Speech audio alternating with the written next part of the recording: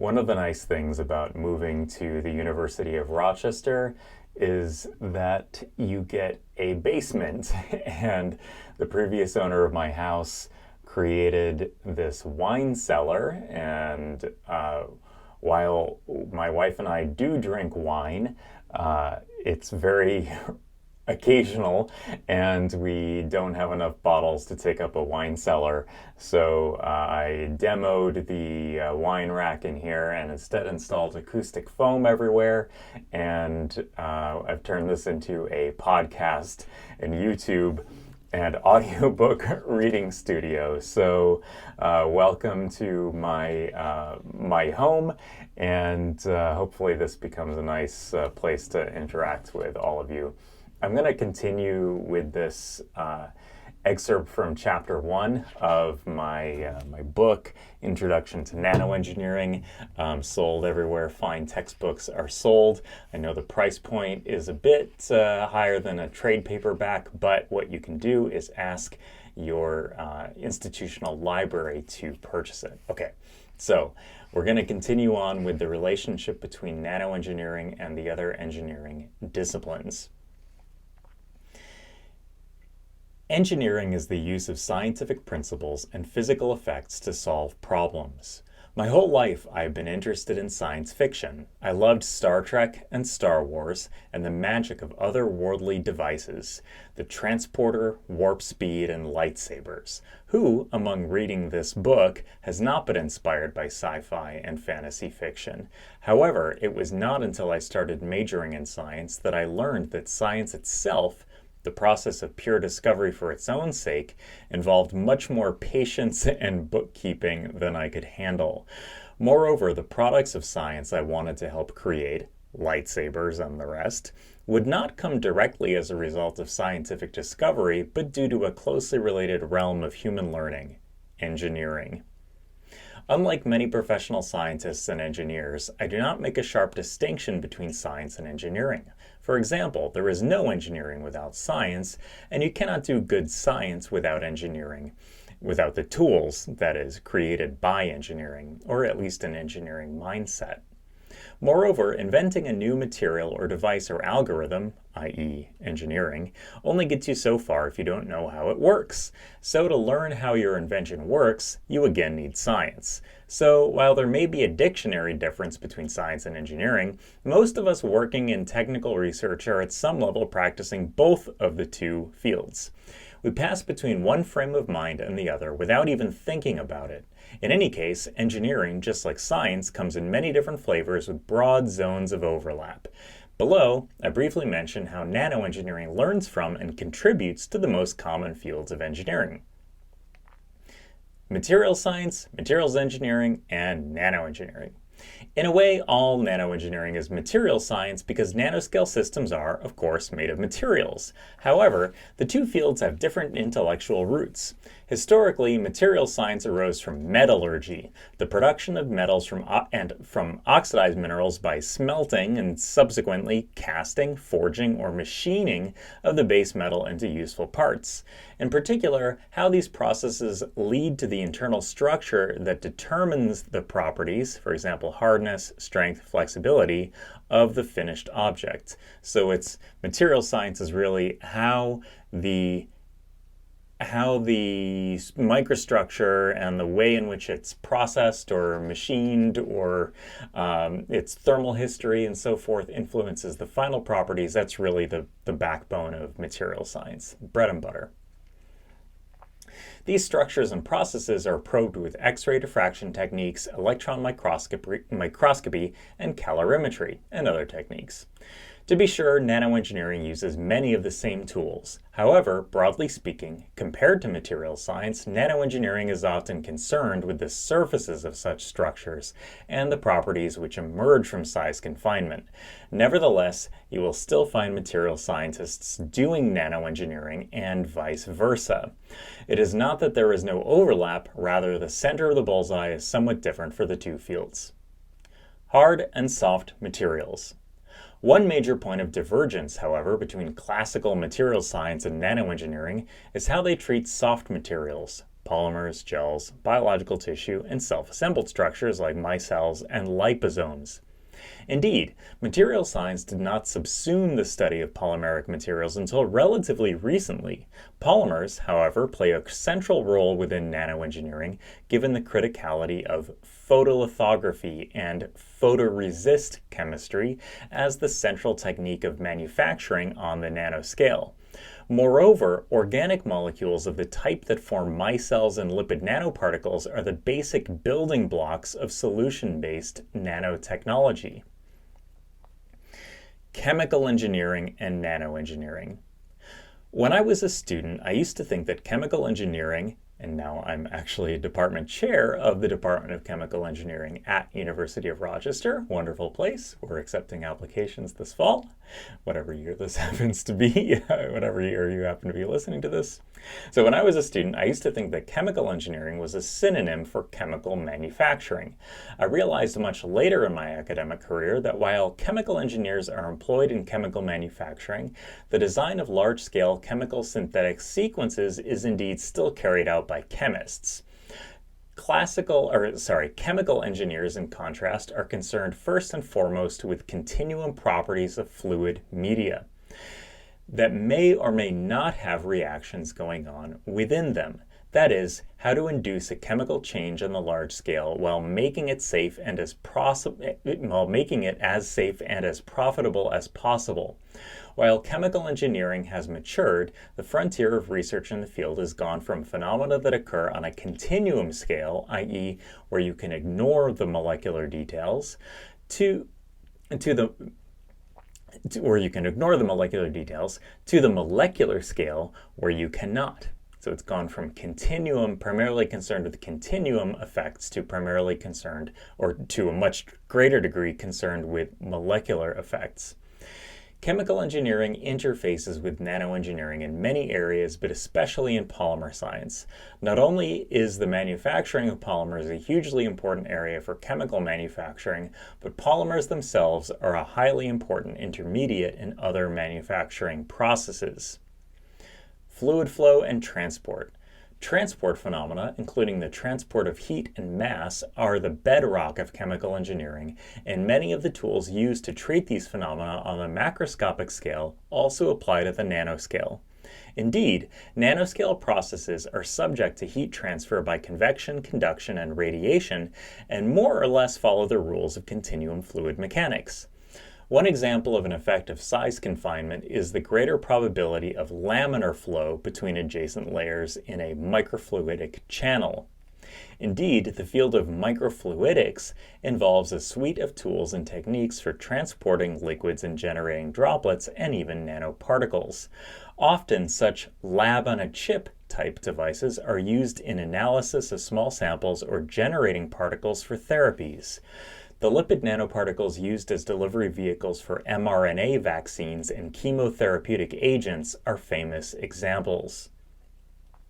We will find that the transport of nanoparticles is often driven by entropic or osmotic effects, namely gradients in concentration or differences in the number of available statistical microstates between one state and another. The entropic or osmotic driving force propels the system to evolve in a manner that maximizes the number of states available under given conditions. And I know, as an aside, I've used a lot of glossary type words. The definitions are all in the footnotes of the published copy of the book. Separations. Separations comprise a range of industrial processes in chemical engineering, from distillation of ethanol and the production of whiskey to water purification by reverse osmosis. A key technology which enables separations in fluids is often a nanoporous membrane, and thus the design and synthesis of such membranes involve nanoengineering. At the very least, they involve the use of a polymeric structure whose system of pores may allow for the transmission of some type of molecules, but the exclusion of others. Separation is most often carried out on the basis of size, but could also be based on charge or chemical functionality. Consider the case of dialysis bags used in the management of kidney disease. Catalysis. big part of the research program in chemical engineering at University of Rochester. At this point, I'd like to highlight my friend and colleague Mark Porosoff, Ezra Kleins, and Tom Senfley's podcast called Podcat, nice play on words, on which we recently swapped a appearance. Okay, catalysis. Catalysts are chemical species that speed up a reaction but which are not part of the reactants or products. They work by lowering the activation barrier or the potential energy embodied by the transition state, which is a short-lived molecule or molecule-like construction halfway between reactants and products. If the barrier, i.e. the hill, is lowered by the involvement of a catalyst, the reactants can get over the hill much more quickly. In fact, many reactions do not occur within any reasonable time frame because there is no catalyst present. Catalysts thus make the impossible possible.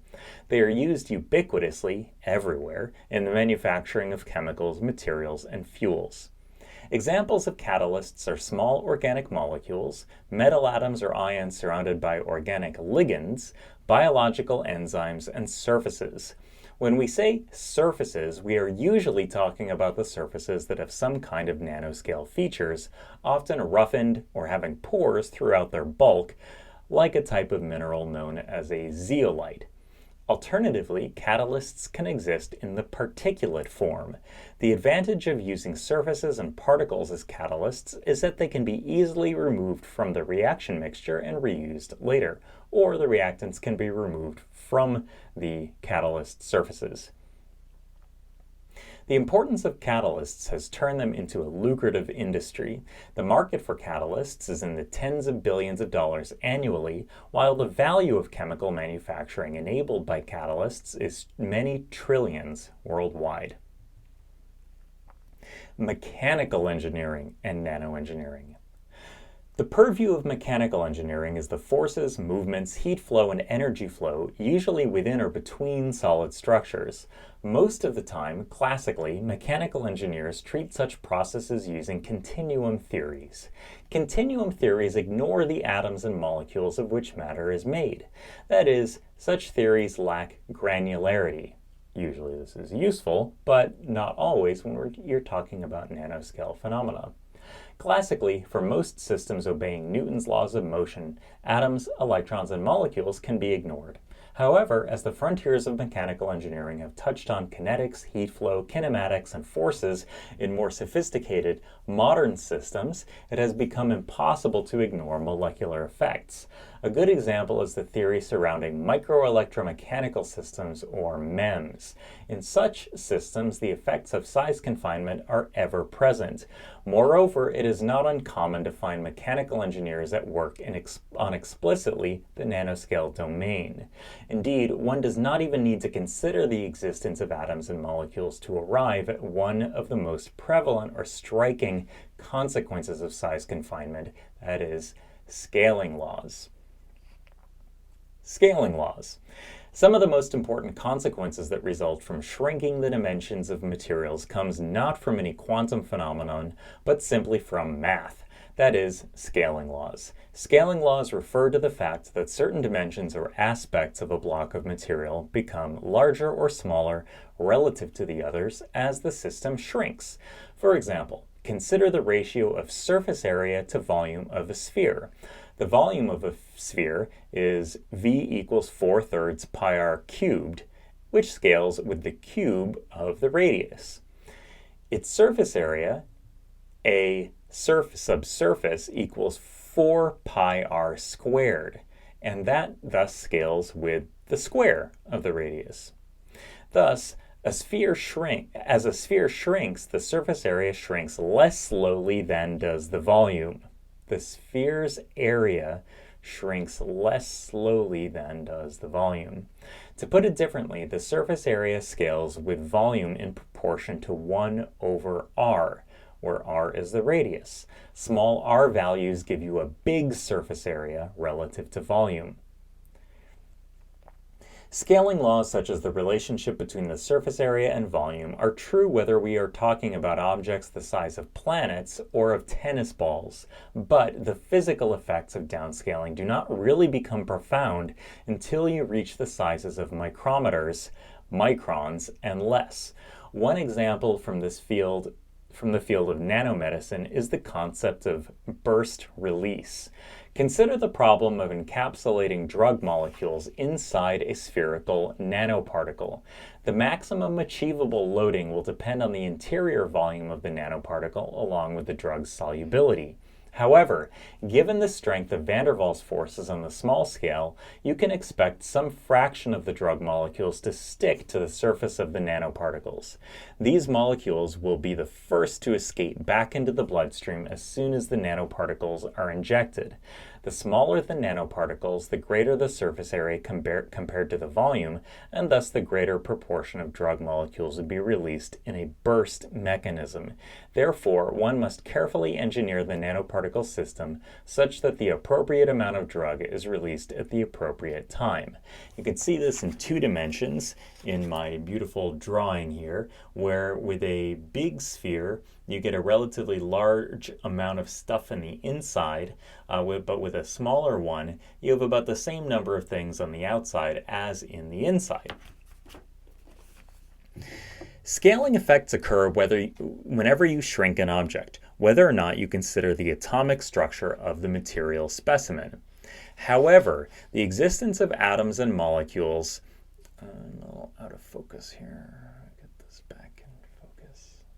Okay, there we go. All right. Scaling laws occur whenever you shrink an object, whether or not you consider the atomic structure of the material specimen. However, the existence of atoms and molecules leads to a new set of phenomena that are also a consequence of scaling. For example, in the field of catalysis, it is often the case that atoms closest to the surface are the ones that are the most reactive. Remember, these surface atoms have unfilled capacity to bond with other atoms, whether they are of the same kind in the bulk or atoms of reactants.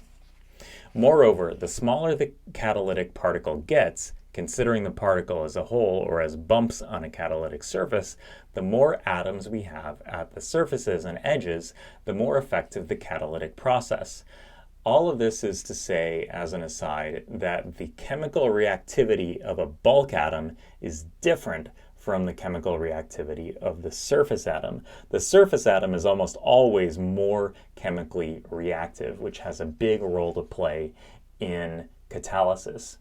In contrast, a very large sphere, when zoomed in, appears to have atoms arranged in a 2-dimensional sheet without significant opportunities for molecules to bind and react at the catalyst surface. So it looks like a 2D sheet, whereas if you shrink it down, the atoms at the edge of a sphere get more and more atom-like and less surface-like because more of the edges of the atoms are exposed. The unusual properties of surface atoms do not stop with those located exactly at the surface. In fact, the bonding of an atom in a solid or liquid usually extends a few layers beyond those in which it is in physical contact. For example, consider a thin film of liquid with nanoscale dimensions. Say that the liquid film is about 5 nanometers thick. As we will find in Chapter 4, the surface tension of the liquid arises due to the difference in potential energy of a molecule at the surface compared to the energy of the same type of molecule deeper in the bulk. If you shrink a liquid sample down to molecular dimensions, there is less of a difference in energy between a molecule on the surface compared to a molecule in the bulk, and thus the overall surface tension is reduced. The examples of surface reactivity, burst release, and surface tension are just 3 examples of size surface to volume effects that have significant effects which can be used in nanoengineering systems. Electrical engineering and nanoengineering. Perhaps no field has benefited more from advances in nanoengineering than the fields of electrical and computer engineering. All of modern microelectronics, and thus all of modern information technology, is based on nanoscale systems and devices. These devices, Microprocessors, integrated circuits, graphics processing units, GPUs, memory chips, etc., are made using fabrication and manufacturing methodologies that are by definition nanoengineering.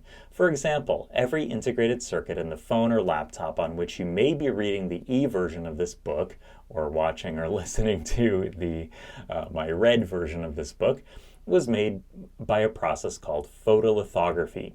Photolithography, meaning literally writing in stone with light, is the most sophisticated manufacturing process ever devised for a chemical product, or for a commercial product. It involves chemical processing, manufacturing engineering, chemistry and polymer engineering, and optical physics. The result of this sophisticated process is to make devices such as transistors and capacitors on silicon microchips. The structures on these chips can be made routinely with sizes significantly less than 10 nanometers. While microchips have had dimensions of less than 1 micrometer, or micron, for decades, the process of making these devices has always been called microfabrication. Notwithstanding, the prefix micro is a misnomer. Indeed, the features on microprocessors are as nano as technology gets. Moore's Law. No concept in technology is more closely related with the miniaturization of microelectronic devices than Moore's Law. Moore's Law, named after Gordon Moore, the co-founder and CEO of Intel during much of its rise, noticed that the density of transistors on a microchip doubles approximately every 18 to 24 months. There are several other formulations of Moore's Law, with some suggesting that the cost of computation approximately halves every 18 months, or the sizes of transistors shrink by half every 18 months, but the overall effect is clear. Computational power has been on an exponential rise for decades. Moreover, this growth is enabled by advances in nanoengineering. Indeed, essentially all of the processes we will talk about in this book have played a role in this unprecedented technological development. Microfabrication. Processes of mass production by replicating patterns on 2D surfaces are now centuries old. For example, the Gutenberg Bible, the first book manufactured by the printing press, ushered in a cultural transformation. After this invention, it became possible, if not to read the minds of the authors, then to come as close as possible. The printing press used to operate by first creating large metal sheets with raised features, so-called boilerplates, that when inked could be pressed into paper over and over again to make many copies of a word on a page. Nanofabrication engineering, in the service of microelectronics manufacturing, has taken these basic concepts and elevated them to completely new heights. Instead of boilerplates, modern techniques of replicating nanoscale patterns use transparency masks made of quartz and covered with an opaque layer of chromium with apertures that let light through. These nanoscopic holes can be etched into the metal using a process that starts with a technique known as electron beam lithography. This mask is akin to a photographic negative, a strip of film that contains the image from which the photographic prints are created in a darkroom. In nanofabrication processes, we use a modern type of darkroom called a clean room. The room must be clean because a grain of dust could be orders of magnitude larger than the devices you are trying to make. If this dust came between the mask and the substrate, it might ruin the entire chip. Optoelectronics of nanoscale materials. Electrical engineers at consumer electronics companies like Sony, Samsung, LG, and Philips are doing a lot of nanoengineering. Modern-day consumer electronic devices use a wide range of materials which derive their properties from nanoscale phenomena. Take display technologies as an example. Organic light-emitting displays, OLEDs, use molecular semiconductors to emit colored light with high efficiency and with high contrast between adjacent pixels. These nanoscale molecules emit light at a particular visible wavelengths, which are partly determined by the manner in which their electrons are confined. Even a conventional liquid crystal display uses rod-like molecules to increase or decrease the brightness of white light that passes through a red, green, or blue color filter. Moreover, quantum dot-enabled panels, QLED displays use fluorescent light coming from a sheet of semiconductor nanocrystals to generate a color gamut that is warmer and more pleasing to the eye. Warmer in this context means more red, more sun-like. The exploitation of new optical phenomena arising from nanostructured materials like molecular semiconductors, liquid crystals, and quantum dots is the very essence of nanoengineering. Bioengineering, or biomedical engineering, and nanoengineering. Compared to the ancient core disciplines of mechanical, electrical, and chemical engineering, the word ancient is tongue-in-cheek, bioengineering is a relative newcomer. Bioengineering is a vast area comprising disparate fields such as biotechnology, including protein engineering, and biomedical engineering, which has a lot of overlap with electrical engineering, bioinformatics, which involves a lot of computer science, and engineering of orthopedic structures, which share overlap with mechanical engineering. Like nanoengineering, it is so broad that it can be hard to define, but advances in various areas within bioengineering have already led to marked improvements in human life. As with many of the connections between disciplines we have explored in this chapter, the boundaries between what qualifies as bioengineering and nanoengineering, or even bio-nanoengineering, are not always distinct. The two examples that I will discuss below, tissue engineering and drug delivery, could just as well be discussed in a book on the applications of chemical engineering in the medical sciences. Nevertheless, the nano-centered perspective yields some important insights. Tissue engineering. The design and synthesis of implantable scaffolds for wound repair, bone regeneration, and constructs that control the release of drugs is known as tissue engineering. When applied in biomedical technology, the use of scaffolds, usually polymers or hydrogels mixed with host-derived cells, such as stem cells, is known as regenerative medicine. For these cells to adhere to these implantable synthetic scaffolds, such constructs must necessarily have nanoscale features. The constructs must also have a porous internal structure that blends in with the physiology of the host so that it is not rejected by the immune system. That is to say, a material that enabled the creation of new blood vessels in this artificial milieu must be engineered on the nanoscale. Drug delivery. Perhaps the defining application of the field of nanomedicine is the delivery of drugs using nanoengineered vehicles. The advantages of confining drugs to nanostructures prior to delivery into the bloodstream may have been known and exploited for decades.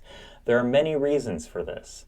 First of all, naked, unencapsulated drug molecules often have low solubility in the bloodstream. Moreover, they do not always reach diseased tissue and have adverse effects when they interact with healthy tissue. Nowhere is this unwanted cellular toxicity more problematic than in cancer therapy. Indeed, tumors are human cells, and thus most chemical agents that kill tumor cells can also kill healthy ones. Thus, nanoparticles that serve as delivery vehicles for such drugs which can target the cancer cells have been the subject of intense research for decades. In fact, rudimentary forms of nanoparticles in the form of micelles and liposomes have been used to deliver drugs and chemotherapy infusions since the 1970s. If you or someone you know has undergone chemotherapy, it is very likely that the infusion involved some kind of nanoscale vehicle which delivered the drug. Other functions of such particles include evasion of detection by the host's immune system and also localization to the site of the cancer tissue. At the time of writing, the COVID-19 pandemic is receding significantly because of the advent of nanoparticle delivery agents. In particular, mRNA molecules used to encode the spike protein of the coronavirus would be broken apart quickly after entering the bloodstream. Thus, nanoparticles based on lipid, fat molecules, polymers, and detergent-like surfactant molecules are used to encapsulate the mRNA. For these reasons and others that we will discuss in Chapter 13, nanoengineering is expected to continue to increase the power of therapeutics with profound benefits for human health. Outlook. Nanoengineering derives its intellectual strength from decades or even centuries of learning in the basic sciences. Moreover, we would argue that many of the most exciting challenges in traditional engineering disciplines fall into the category of nanoengineering. While most practitioners in academic and industrial research and development are trained in one of these traditional disciplines, they must learn the principles of nanoengineering on the job. Our goal is to allow you to, quote, skip to the point and start your education as a nano-minded individual exactly where the action is. Along the way, you will learn deep physical principles from this course and others that actually provide a frame of reference for future learning in disciplines which have a more established intellectual history. That is, physics, chemistry, biology, and all the flavors of established engineering. This kind of study will be more fun, make more sense, and highly motivating. We are excited to share our knowledge with you in the next 14 chapters. Again, this is a reading from Chapter 1 of Introduction to Nanoengineering by yours truly, Darren Lapomi, and my co-author, student and former TA for this course, Robert Ramji. I will see you next time.